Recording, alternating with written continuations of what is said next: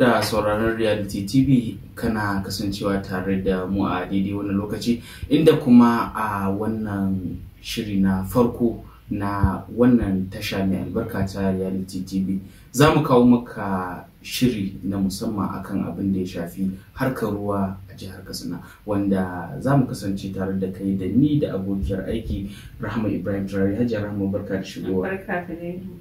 Da kuma shi bakon namu wanda shi ne zai ba mu ba'asi akan halin da ruwa yake a jihar Katsina, wanda shi ne Comrade Umar Lawal Funtuwa. Comrade, barka da shigowa a cikin shirin na Reality TV. Na ba masu kallon mu fata alheri.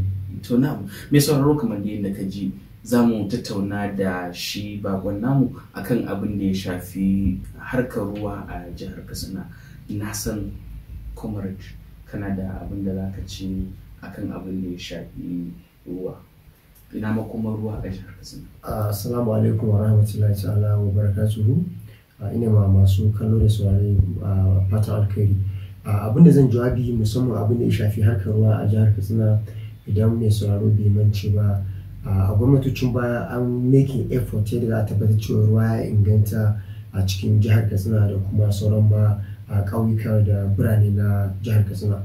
To amma cikin ikon Allah sai suka kasance ba a taɓa samun wani ci gaban da aka samu ba a wannan lokaci a ƙarƙashin jagorancin mai girma gwamnan Katsina Malam Dr. Dikko Umar Radda PhD, tare da kuma shi babban manajan darakta na ita wannan hukuma ta Katsina State Water Board, shine injiniya Tukur Hassan Tindilin.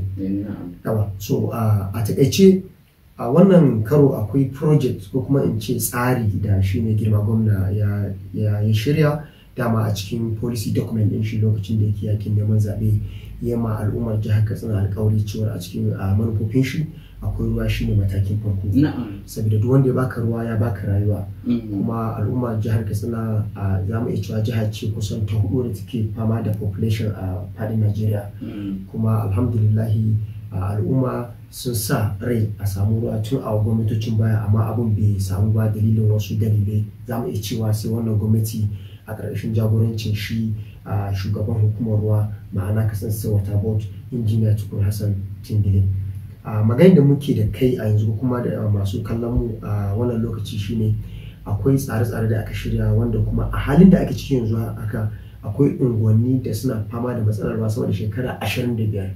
Amma cikin ikon Allah a halin da ake ciki yanzu haka ana ta networking pipe, ma'ana bututun ruwa da unguwannin da bututun ruwa. A halin da ake ciki yanzu, kafin in tafi ko in faɗi sunayen wani na unguwanni, akwai kamfaninnika wanda shi a cikin tsarin ko kuma shirin yadda za a tabbata an inganta ruwa a jihar Katsina shine akwai wani shiri wanda ake cewa Gwamna Radda Clean Water for All project.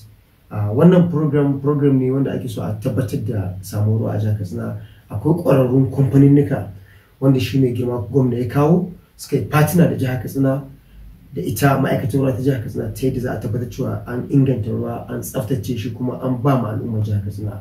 A wayannan kamfaninnikan su ne kamfaninnika kusan guda 3 wa'inda yanzu haka an ba su aikin, kuma cikin aikin ake a faɗin jihar Katsina. Comrade, kan ka kawo abin da ya shafi kamfanonin da ita gwamnatin jihar Katsina a ƙarƙashin shi injiniya Hassan Tindilin, al'umma kamar yadda ka fara magana an sha wahala akan harkar ruwa kuma ana ciki. Wani albishir za ku ba su na tabbacin cewa wannan maganar da kake ruwa zai kai ko ina jihar Katsina? So alhamdulillahi Malam Mubarak, in al'ummar jihar Katsina za su isa tuna, za su ga cewa akwai tsare-tsare da aka gyara ita matacin ruwa a baya, musamman ita Ajiwa da ta Zobe ta Dutsen ma, wadda gwamnatin ta lokacin tsohon shugaban kasa Muhammadu Buhari ya gyara, har yanzu ya kaddamar da shi kamar shekara 1 da ta gabata. To amma yanzu abin da za ka kalla shi ne mutane suna fama da matsalar ruwa kamar yadda ka faɗi. To amma ka san akwai kowace gwamnati ba ka cewa ba ke wani abu ba. Amma a cikin tsare-tsaren da shi mai girma gwamnan Katsina ya kawo a yanzu haka Malam Dikko Umar Radda shi ne akwai kamfaninnika guda 3. Akwai program da ake ce masa WASH, wannan shi ma kamfani ne wanda suka zo suke partner da jihar Katsina domin a tabbatar an inganta ruwan kuma an wadata al'ummar jihar Katsina. Akwai Impraco shi ma kamfani ne wanda sun yi partner da jihar Katsina domin a tabbatar an inganta ruwan, an tsaftace shi ko an ba al'ummar jihar Katsina. Akwai ECC shi ma kamfani ne domin a tabbatar cewa an inganta ruwan kuma an ba ma al'ummar jihar Katsina. So bayan wannan babban matsalar da ya sa ruwan ya zama scarce a jihar Katsina shine duba da cewar akwai matsalar wutar lantarki da ake fama da ita, wanda har in aka zama cewa babu wuta to babu yadda za a samu ruwa a jihar Katsina. So wani lokacin kuma za ka cewa akwai layin da ke ba da wutar wanda za a zo a yi pumping a saka ma al'umma, za ka cewa akwai mutane wanda sun dora layin gidajensu kuma gidajensu akan wa'annan layuka. Rahama Ibrahim Turari. To Malam Umar, dangane da samar da ruwa a jihar Katsina yanzu a wani mataki ake?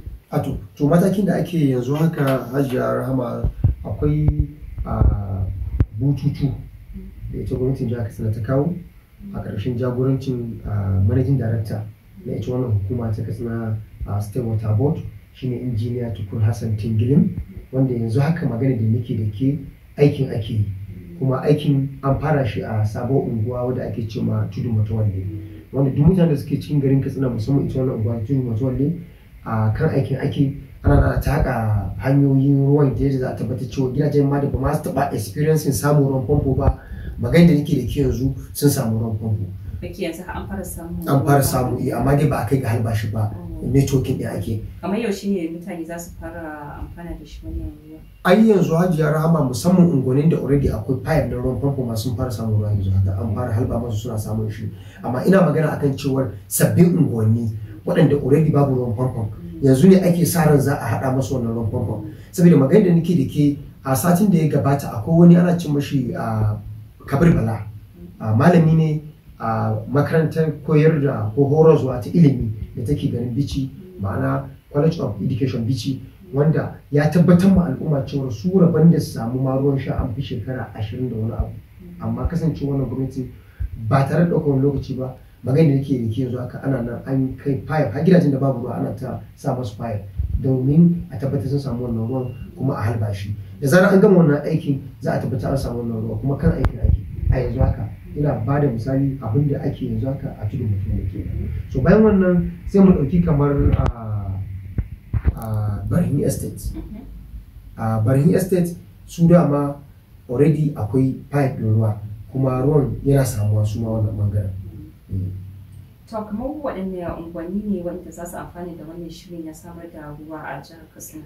Hajiya Rahama, ainihin shi yadda tsarin yake duk ma unguwar da ba su da ruwa samu ruwan sha Allah da gaba ɗaya jihar Katsina. To kasancewar lokaci yana hararen mu, ina ga ban sani ba ko Mubarak yana da wani abin da zai faɗa ne?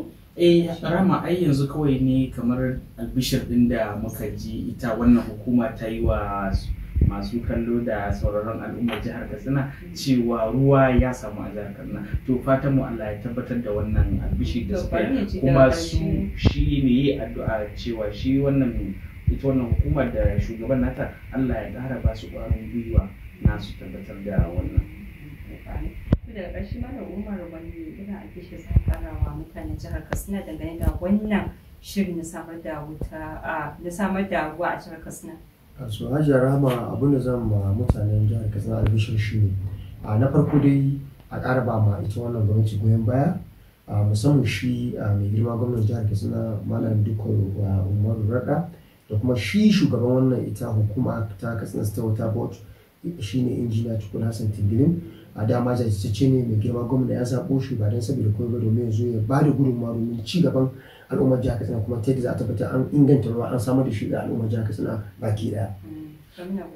Muna godiya kwarai da gaske Comrade Umar Lawal Funtuwa. Kuma mai kallo da sauraro a daidai wannan gabar za mu yi ban kwana da kai a cikin wannan shirin na musamman da muka kawo maka na abin da ya shafi samar da ruwa a jihar Katsina. Kana kallo ne daga nan Reality TV wadda ke zo maka a kafafen sada zumunta na zamani. Mubarak Haruna Muhammad nake maka ban kwana, mu haɗu a lokaci na gaba.